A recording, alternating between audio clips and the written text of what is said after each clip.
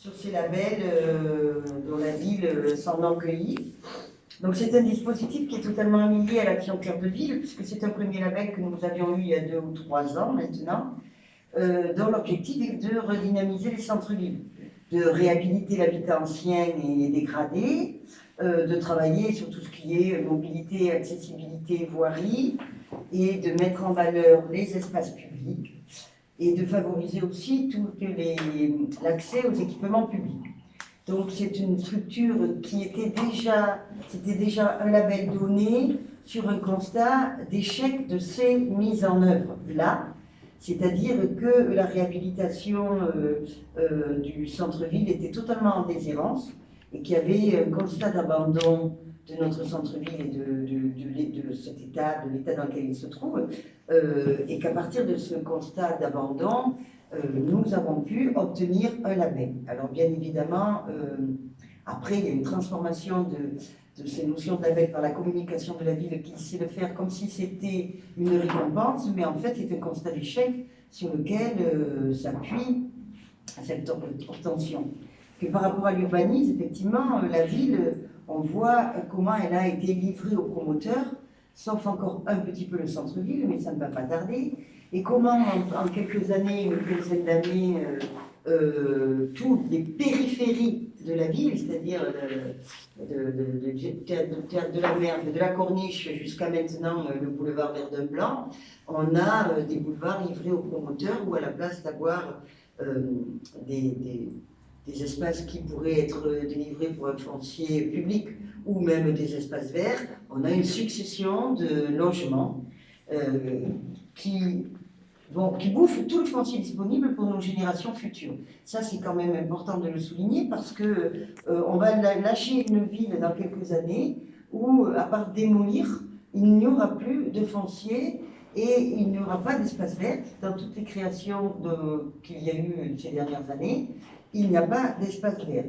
Or là, on est déjà arrivé, on va arriver au summum de l'histoire, c'est l'aménagement de l'entrée Est, puisqu'il y a une friche de l'entrée Est, et dans le texte d'ailleurs, le texte de la sobriété foncière parle de l'aménagement des friches, mais il en parle en termes de déconstruction et de dépollution des friches industrielles pour de nouvelles activités. Mais dans cette ville, toute nouvelle activité, c'est de la promotion immobilière. Alors une promotion immobilière, oui, qui fait quoi? Pour qui? C'est la question qu'on se pose. Donc la sobriété foncière, elle est basée sur le même constat tout à fait accablant, c'est-à-dire qu'on a un label parce qu'on est un territoire qui ne va pas vers une transition écologique, ou ce qu'on pourrait appeler un recyclage urbain, et on n'y va pas, et donc l'État peut proposer une aide, parce que c'est ça le texte, hein, aide à la décision et à l'innovation, ou un accompagnement des collectivités, hein, c'est une aide à la réflexion, une gestion économe de l'espace en matière d'écologie et d'urbanisme. Ça, c'est le texte propre de la sobriété foncière qui naît pour les territoires. Donc, ce constat-là, c'est que nous avons besoin d'aide parce que nous ne savons pas mettre en place cette notion de gestion de l'espace urbain. Et l'État donc propose une aide, et nous espérons qu'il va garder un œil, plus qu'une aide, sur les futurs aménagements pour la gestion de cet urbanisme et de l'aménagement local. Et nous considérons qu'il n'y a rien de glorieux pour la ville à tirer de ces constats-là, et que l'intérêt pour nous, parce qu'il y a un intérêt pour la ville, hein, c'est bien sûr d'avoir une aide au pilotage des actions pour être encadré, et d'avoir, si possible, une aide financière pour la réhabilitation du centre-ville et la réhabilitation des espaces en déshérence.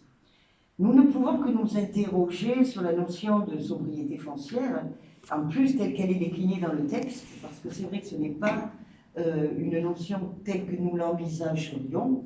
Pour nous, la sobriété, c'est un allègement quand même, c'est un retour vers l'essentiel, vers la base. Or là, on a plutôt l'impression qu'on va abonder dans une transformation de l'urbanisme ou une justification d'une urbanisation, hein, voilà, et d'une densification. Alors, il y a il y a des réflexions qui peuvent être menées. Hein. La ville sur la ville, c'est quelque chose que nous défendions, parce que ça veut dire qu'il y a des espaces qui ont besoin d'être rénovés, que quand vous avez un endroit où il y a 3 logements insalubres, il faut détruire ou refaire ou rénover pour loger les gens. Mais ce n'est là, pour nous, la ville sur la ville, ben, ce n'est pas les friches industrielles ou le quartier des Salins de l'entrée ouest, où vous avez soi-disant une proposition immobilière, mais quand vous vous promenez, vous voyez bien qu'il y a plus de 50% des logements qui sont vides parce que c'est du logement, en tout cas de l'investissement du promoteur, avec de l'investissement immobilier et de la location de vacances. Pour nous, la ville sur la ville, c'est aussi prendre en compte une aération de la ville. Donc, ce n'est pas des parkings dans le centre-ville. Ce n'est pas le projet de la salle Brassens à la place d'un espace aéré à gauche de la médiathèque. Et quand on fait le bilan, nous avons eu très très peu de propositions d'aération et d'espaces verts mis en place. On a eu la rénovation du parking Mondain, certes, mais qui existait. Mais il y a des espaces verts qui pourraient être réhabilités un peu partout, qui ne le sont pas, et il y a des espaces verts qui pourraient être créés. Voilà pour nous le projet de la ville dans la ville pour qu'elle soit agréable à vivre. Donc, les objectifs contemporains et totalement modernes de transition écologique, de construire une ville qui va vers les habitants en prenant en compte à la fois la transformation écologique, le réchauffement climatique et l'adaptation, la résilience que nous devons attendre par rapport donc à cette sobriété que nous devrions mettre en place, on n'y est pas. Hein, puisqu'on va avoir un label qui est un label vert ou écolo, je ne sais pas, pas vert, excusez-moi Laurent, je pense que je vais faire un super retournement, un label écolo, mais sans l'exigence qu'il y a à côté, et on est dans une opération d'enfumage du service communication de la mairie, et ça, on voulait vous le dénoncer. Voilà. Voilà pour mon introduction, donc je plante le grand décor et M. RC va nous donner quelques exemples autour plus particulièrement de la ville et de ce qui s'y passe. Oui, bien, merci Véronique. Bon, effectivement, nous, au niveau des Verts, ici localement, on s'est interrogé beaucoup sur cette labellisation, entre guillemets, à tel point qu'on a contacté différentes villes en France, dont certaines qui font partie du dispositif. Alors, par exemple Poitiers, par exemple Louviers, par exemple Épernay.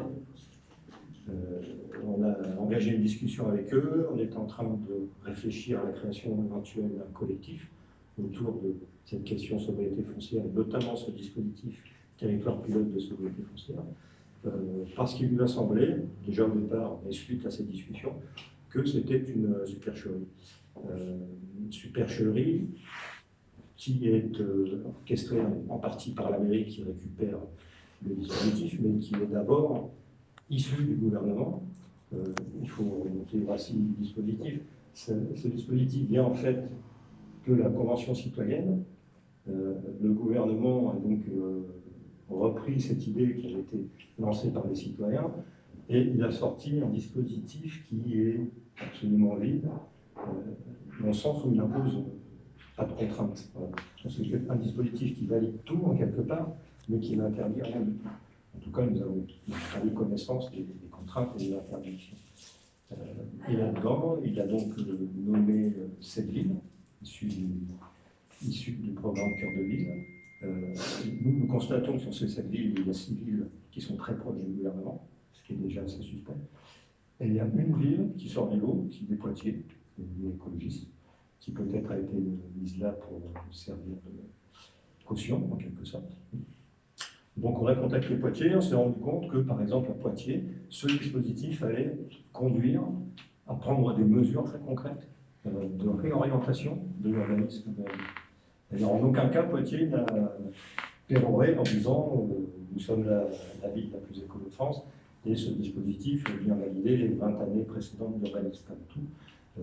Eux disent au contraire, l'urbanisme à Poitiers, ça ne colle pas, et ils vont utiliser ce dispositif pour modifier les choses. Et notamment, ils ont lancé la semaine dernière une charte avec les constructeurs et les promoteurs. Donc c'est quelque chose qui est en cours d'élaboration, qu'on aimerait bien voir par exemple ici à cette. Alors pourquoi on considère que c'est une supercherie? Bon, on va prendre rapidement. Là, ce que je vous dis, ça sera repris probablement nationalement. On considère que c'est une supercherie sur 5 points en particulier. D'abord, l'étalement urbain. Alors là, je laisserai Madeleine aborder ce sujet, parce qu'elle connaît bien le sujet. On ne peut pas dire qu'ici, à 7, on n'a pas fait d'étalement urbain, donc on ne peut pas parler de sobriété sur les 20 dernières années. On a pratiquement utilisé tout le foncier disponible. Donc ça, c'est une première supercherie. Deuxième supercherie, c'est la destruction du patrimoine ancien. Effectivement, le dispositif part du principe que l'on peut reconstruire, et qu'il faut reconstruire d'ailleurs sur l'existant, mais le dispositif ne dit pas qu'on doit détruire n'importe quoi et mettre n'importe quoi par-dessus. Donc ici, on a l'exemple du Carmel.